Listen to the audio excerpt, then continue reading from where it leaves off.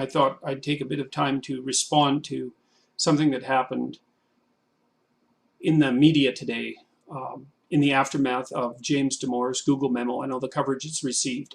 A journalist named Steve Kovac wrote a story for Business Insider called "Silicon Valley's Liberal Bubble Has Burst and the Culture War Has Arrived."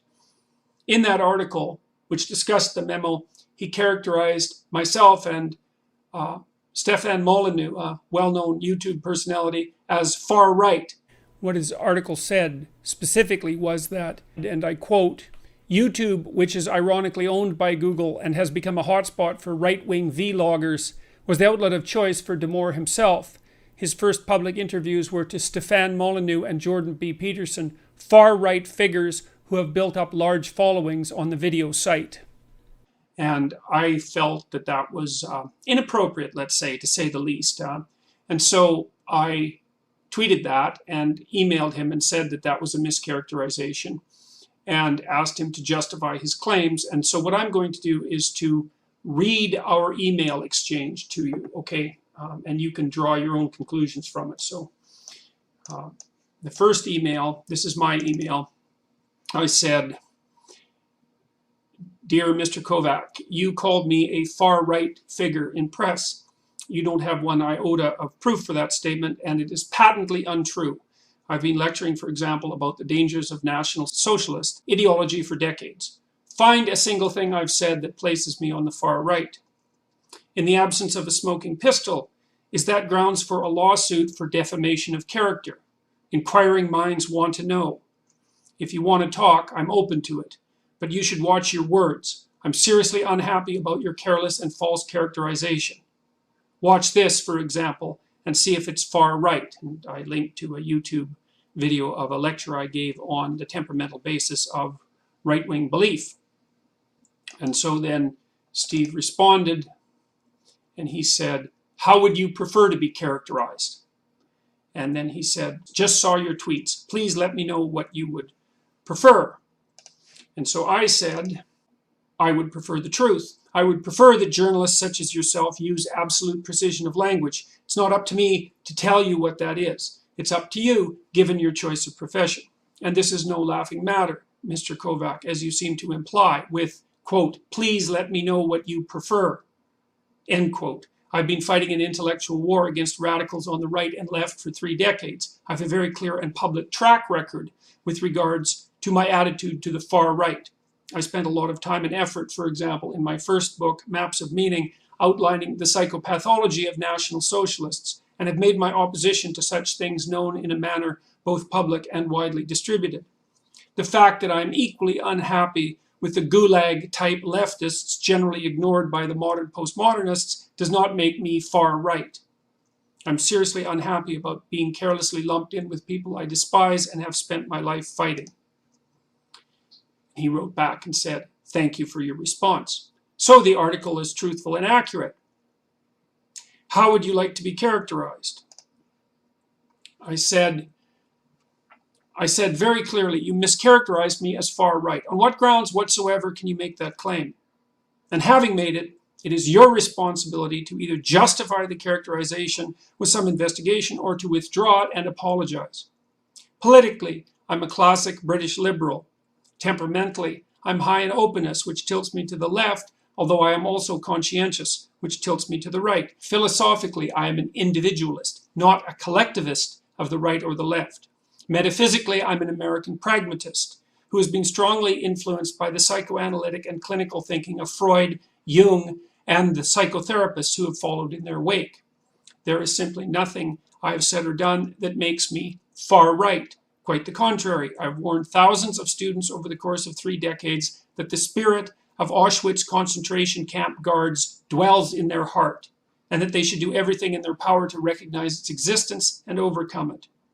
Every single lecture of my Maps of Meaning course, various versions which have now been watched or listened to by millions of people, makes some variant of that point.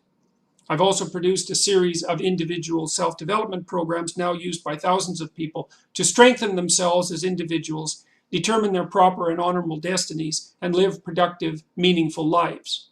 You didn't do your homework. You cast a serious aspersion on my character. I don't deserve it. In the least, I want you to do something about it. He responds, "Thank you for the clarification, Jordan. I will correct the story and identify you as a classic British liberal." I responded, "I wrote this one before I received his response, but I sent it after, so I'm keeping it in the order that it actually emerged, rather than in the order that it makes precise sense. Dear Mr. Kovac, do you really think that if I were far right, I could have placed 200 university lectures online and taught for 3 decades at Harvard and at the University of Toronto without someone making a devastating case for my ideological perversity? In what universe could that possibly occur? I'm a university professor, a clinical psychologist, and a public intellectual whose primary goal is the psychological and metaphysical strengthening and fortification of the individual." I was still trying to clarify how I would like to be referred to. Literally nothing about that is far right. I don't even care, though, that you've called me that name. In the last year, I've been called names by people who have made that kind of behavior a well-practiced part of their professional specialty. What I care about is the fact that the name is wrong and seriously wrong. You're engaged in a very important public debate. Handled incorrectly, that debate will degenerate into conflict. When you make an error, willful or otherwise, you increase the possibility of catastrophe. I'm calling your attention to such an error. To put it bluntly, you are contributing to the dangerous political polarization, increasingly typifying public discourse by vilifying my views and my character. It appears that you have done so either carelessly or to add some narrative punch to your story. Neither of these reasons are in the least justifiable. Post our email dialogue publicly if you'd like. Let the readers sort it out for themselves if you want to stick to your guns. And then I thought and replied, "That's okay, I'll post the dialogue." Screenshots to Twitter, which I've done. Steve Kovac responded, "Thanks for your help. The story has been corrected." And with that, Mr. Kovac went online and changed his description of both Stéphane Molyneux and I from, as I had mentioned previously, far right to the current description, which is right-leaning Stéphane Molyneux and classic British liberal Jordan B. Peterson, which I might point out is quite a substantial departure from the initial far right. You might think I'd be pleased about the change, and I suppose it's better the way it is than the way it was, but I'm not pleased at all with the fact that it happened, or really with the fact that it was changed so easily. It's like, it's not a straightforward matter. It's not a matter of no import to mischaracterize someone as far right, especially in today's political climate. And it's indicative of what I would describe as loose journalistic ethics, to put it mildly, to then be so willing to transform your terminology with no explanation to your reader and no apparent, let's call it, crisis of conscience or serious consideration of the meaning of your actions. Well, that's not good. Let's put it that way. Anyways, you guys can, apart from that commentary, which I couldn't stop myself from making, you guys can draw your own conclusions. And then one last thing. I'm not exactly sure what to make of the alt-right and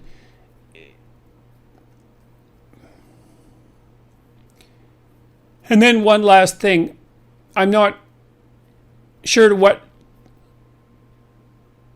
And then one last thing. I'm not sure how to understand the alt-right or to characterize it or even to know what to think about its hypothetical existence or my association with it.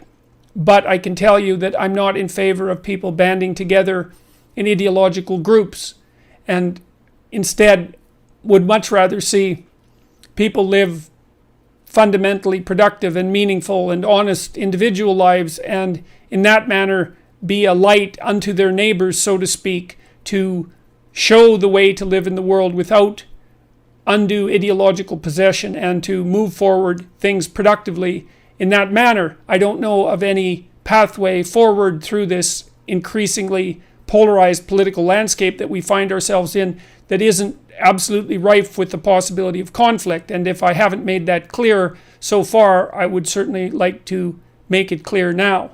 So I would encourage those of you who are considering yourself, say on the alt-right for that matter, as well as on the radical left, to transcend your